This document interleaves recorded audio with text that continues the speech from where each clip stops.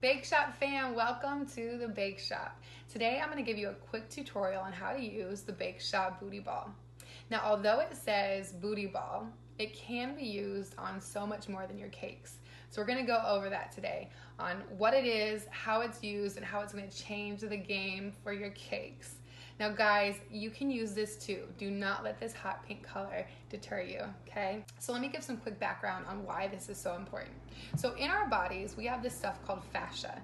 It is basically like the casing around our muscles.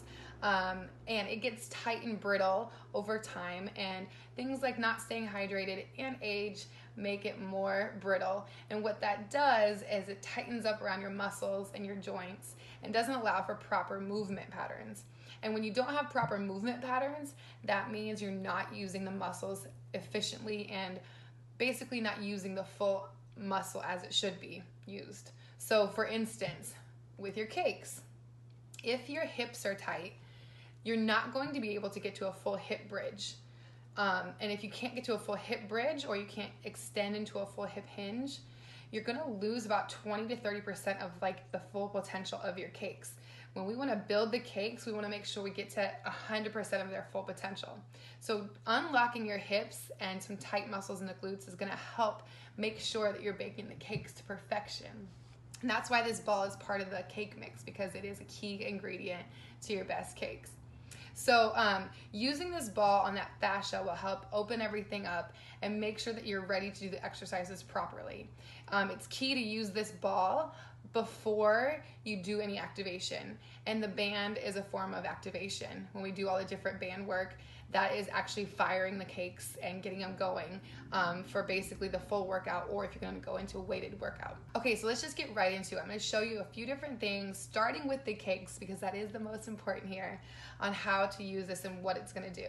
Okay, my first and favorite way to use this ball is by setting it basically underneath the side butt, okay? So you'll kind of sit up on it and then put it right where like the jean pocket might be, or where your hip kind of connects into your booty. You're gonna roll right over it to where it's kind of in that indentation point. From there, you're just gonna sit into it, lean into it. If you don't feel like it's getting into the right area, go ahead and roll around a little bit to find the right space. For everybody, our hips are situated differently, so it's gonna be in a different spot for everybody. So I'm gonna take a minute here to find the space that is right for me. There we go.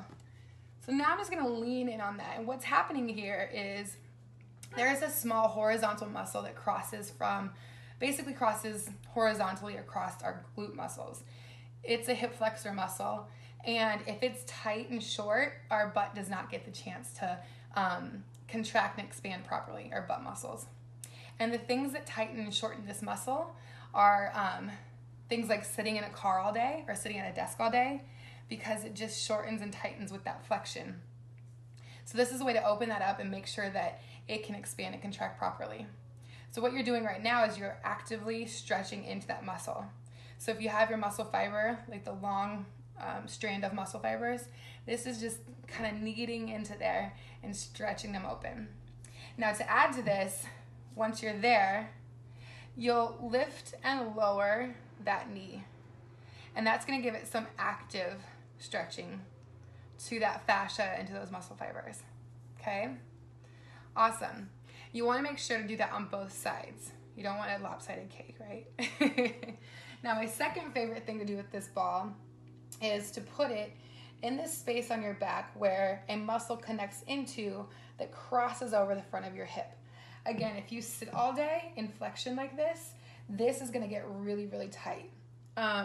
Or if you cycle a lot, these get tight and they get short, and then your butt just shuts off. So a lot of us, our problem with not being able to like bake our cakes to perfection, it's not that we're not doing the right movements, it's that we aren't able to get into the full movement. Our muscles are not able to contract and expand fully.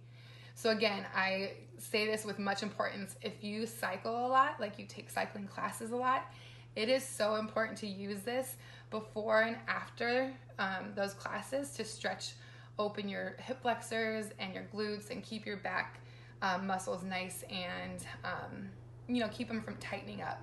So This muscle, again, this is why this is so important. We talk about having back pain sometimes. Well, it's because this muscle that connects from our back over our hip and into our femur, it tightens and shortens, so that it's gonna pull on your back here. So a lot of us will have side back pain on either side, and that is either your QL or your psoas. So there's two different muscles that you'll feel tight in here that can affect what's happening in your hips, that can affect how your cakes bake. So to get to that muscle, you're gonna take the ball and you're gonna trace from your belly button around to your back, and right before you get to your spine, you're gonna stop. So it's kind of like going into those muscles in between that kind of like hug up against your spine. You should kind of feel like a pocket in each side. You also can gauge, it would be like where your kidney would be. Okay, so you're just gonna place the ball there and you're gonna lay back onto that ball. Okay, so it looks like that. And if this is really tight, you're gonna really feel this. So take your time, ease into it, use your arm for support, keep your legs on the floor so you can like gauge how much pressure you're gonna put on it, okay? And then you just wanna sit into it. So now, again, kind of find a way to sit on it and lay on it that feels like it's really digging into that muscle and stretching. And if you're in the right space on this, you're gonna feel, whew, I feel it. You're gonna feel it stretch actively through the front of your hip. So right now I can feel it through here because it's pointed through back here. So I'm gonna sit on this for about 20 to 30 seconds. It's good to find the spot that kind of is tight and then just sit into it and let it do its job.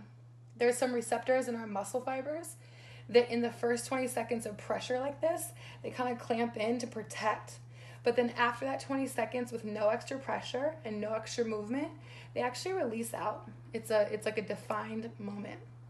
So let that happen. Let it release out so that you can actually stretch the muscle. And then if you want, you can start to play with your leg here and see how that changes what happens here. But again, take your time with it, ease into it, use your breath if it's really painful, and make sure to stay off your spine. Like, that is a huge point to remember. Don't ever use the ball directly on your spine. The vertebrae, it's not good for the vertebrae. And in general with the ball, you can use it on any muscle group in the body, but just stay off of joints. So stay from behind the knees, stay off of the knees, stay off of bones and joints, but really just dig into those muscles all you can. Okay, so you want to do that on both sides again, because again, you don't want to be lopsided. Next, we're going to use this ball on the front of the hips, okay? So now we've gotten to the back side and we want to hit that front side. There's insertion and origin points of muscles, and it's good to kind of hit both points so that the in-between can really relax out. Okay, so from here, I'll flip over and I'll show you on this hip where we want to put this. So if you take your hip, you have your hip bone here, okay? That's my hip bone. And right here is the crease of my hip. See, that's exactly where my hip crease is. I'm gonna put that ball just directly below that crease. So it's kind of like you can feel those tendons in there. You wanna have that ball directly below that because that's where you're gonna feel it stretch the most. Then you'll just flip over onto the ball, nice and easy. And again, use your arms and your other leg for some support. And you're just gonna let that ball stretch into that hip flexor. Now you can leave your leg straight for less tension, or you can bend your knee and that will actually open it up more and you'll get more of a stretch. Ooh, I can feel that. So again, sit here for about 20 to 30 seconds and just let it stretch, and you can actually feel it stretching up and through here as well. So add to that if you want to. And then if you extend and squeeze your butt and your knee and like drop and lower your knee, or excuse me, bend and lower your knee, you'll feel it even more. Oh, good.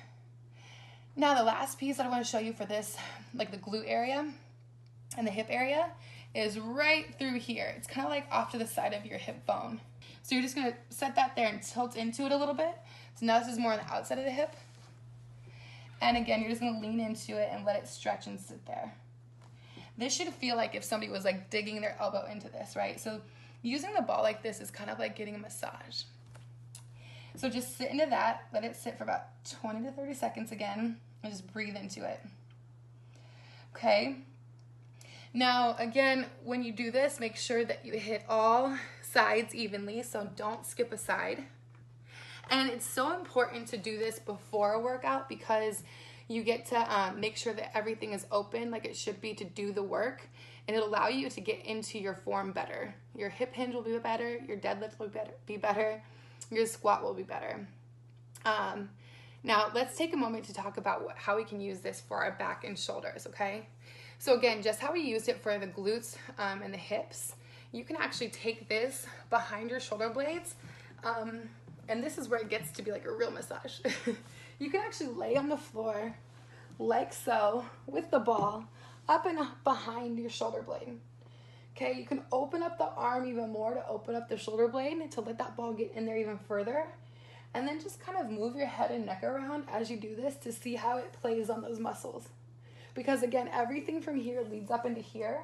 So if you carry stress and tension in your neck, this is really good to start this ball behind your shoulder blades to really open up some of that tension from the point that it starts at.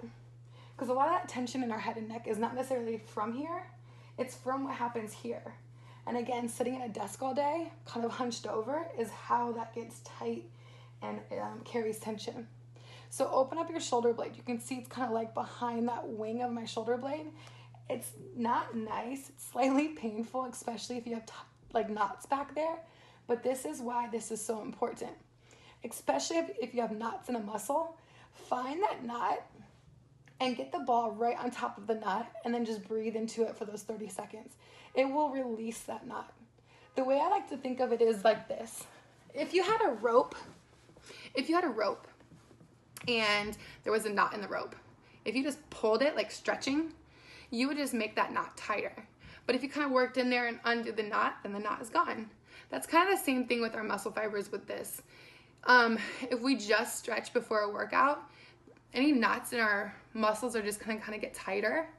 But if you use the ball on them, it actually relieves the knot. And then you're much better, like in a better position to get to all your workout without pain. And like obviously it helps prevent injury that way too. So that ball you can use on your shoulder behind your shoulder blade. Again, stay off your spine. But anything else is pretty much game. And you can do that same thing up against a wall standing, so you can put pressure into it that way. You can also do this on the front of the chest. If you do a lot of push-ups and you feel like these get really sore, just lean against a wall or lay on the floor with this ball in the point where your shoulder kind of attaches into your pec muscles. It'll stretch that out. To get this one right here, you'll just want to find a wall that you can lean into, and you'll put the ball right on top of the trap muscle, and that edge of that wall is going to be like right about here, and you're just going to press into it. And again, just move your neck around as you do that to see how it plays differently on the tension in your neck. And do that both sides. I suggest to my clients they take this with them to the office, because if they start getting tension up here, they can go up to the wall, go to the edge of the wall, and do this for a couple minutes, and actually will relieve a lot of their tension sitting there. I think that pretty much covers it, guys. Again, like you can use this on all muscles, but because it is so dense and direct, it's really good for your hips, your glutes, your shoulders, your back, your QL over here. But if you wanted to use it, another good thing is under your feet, you would just take your shoe off and roll under that arch, and that would relieve some of that tension you sometimes feel, especially if you wear heels a lot. This is gonna be good. Just take your foot right over the ball and it'll help stretch it out. So yeah, I hope that helps kind of explain what this does. And again, it says booty ball, but you guys, it does so much more. If you guys have any other questions about how this works or what it does, just feel free to message me. You can go to the website and hit my email there, or message me on Instagram, and I'll be sure to answer those questions and message you guys back. All right, thank you for joining me in the bake shop today. Happy baking.